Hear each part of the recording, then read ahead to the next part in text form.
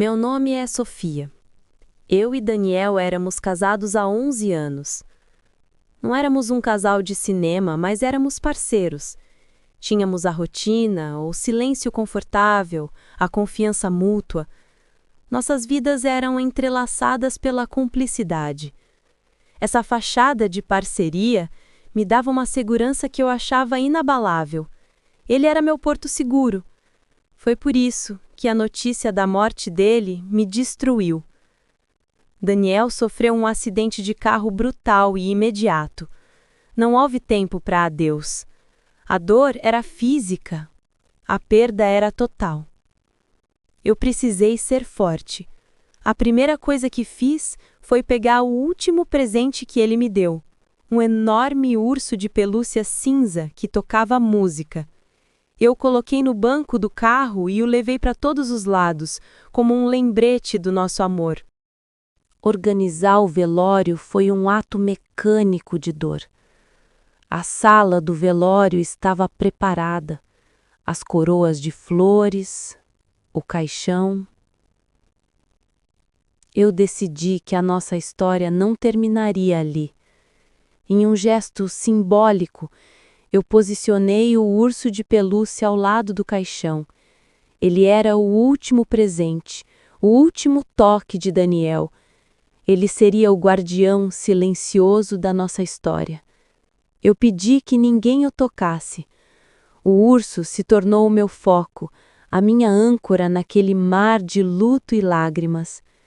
Amigos, colegas, a família dele, todos vieram prestar a última homenagem. O urso cinza, grande e inexpressivo, observava a todos. Em meio às pessoas que eu conhecia, notei uma figura estranha.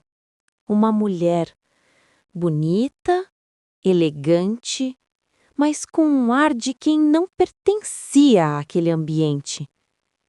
Ela estava no canto da sala, isolada. O que chamou minha atenção foi a forma como ela chorava. Não era o choro alto e descontrolado da família. Era um choro contido, com os ombros tremendo em soluços silenciosos.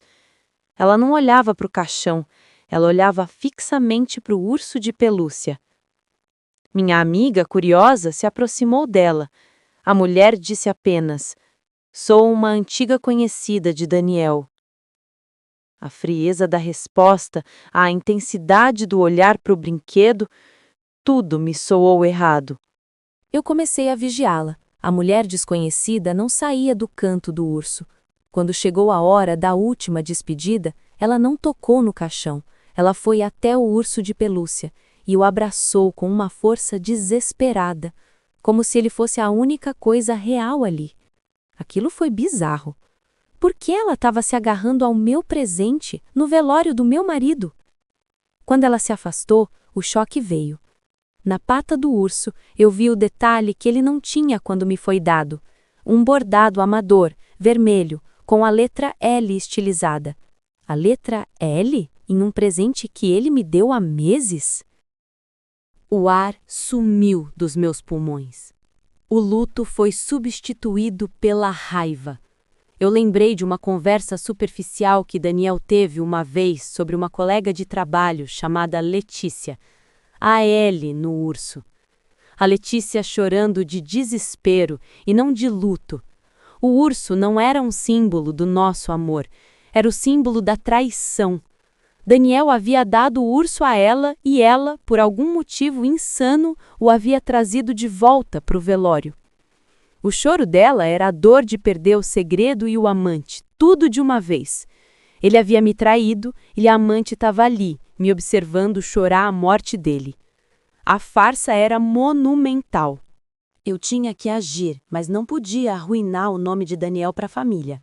A vingança precisava ser cirúrgica, visando apenas o traidor e a amante. Eu me lembrei de algo que ele fazia com o urso. Ele usava um aplicativo para gravar mensagens de áudio, substituindo a música original do brinquedo. O urso não tocava mais música, ele reproduzia um áudio.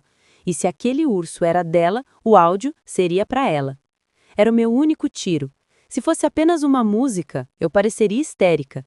Se fosse a prova, o velório viraria um caos. Eu peguei o microfone. O salão ficou em silêncio absoluto. Eu olhei para a família de Daniel, que me observava com compaixão. Eu fiz um discurso curto e comovente sobre nossa vida juntos. Então meu olhar encontrou o de Letícia, que estava tensa e pálida no canto, esperando o momento de levar o urso embora. Eu sorri, um sorriso frio de quem ia apertar um botão nuclear.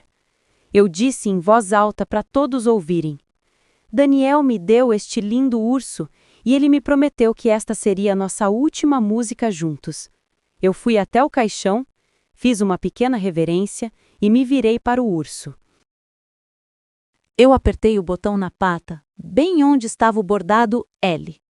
O silêncio da sala de velório foi interrompido, não por música, mas pela voz inconfundível de Daniel, sussurrando de forma íntima: Letícia, meu amor, eu te amo. Vamos fugir na próxima semana.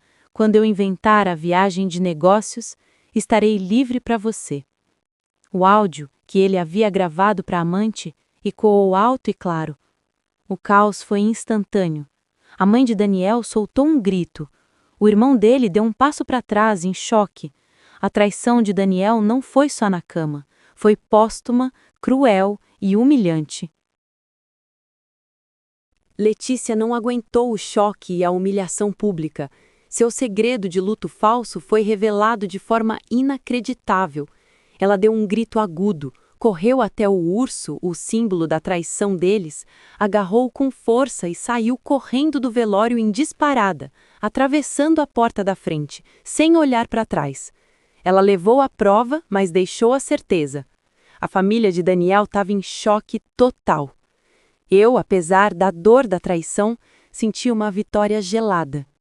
Ele me traiu no caixão, mas eu usei o último presente dele para garantir que o último ato fosse meu.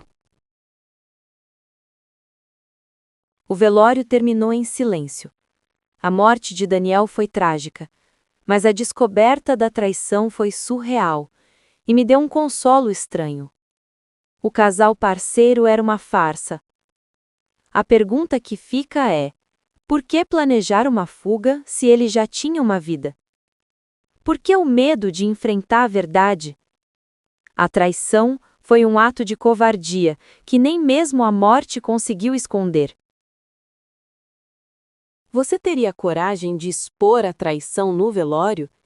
E qual a sua opinião sobre a fuga de Letícia com o urso? Deixe sua opinião, inscreva-se no canal e ative o sininho para mais histórias de traições.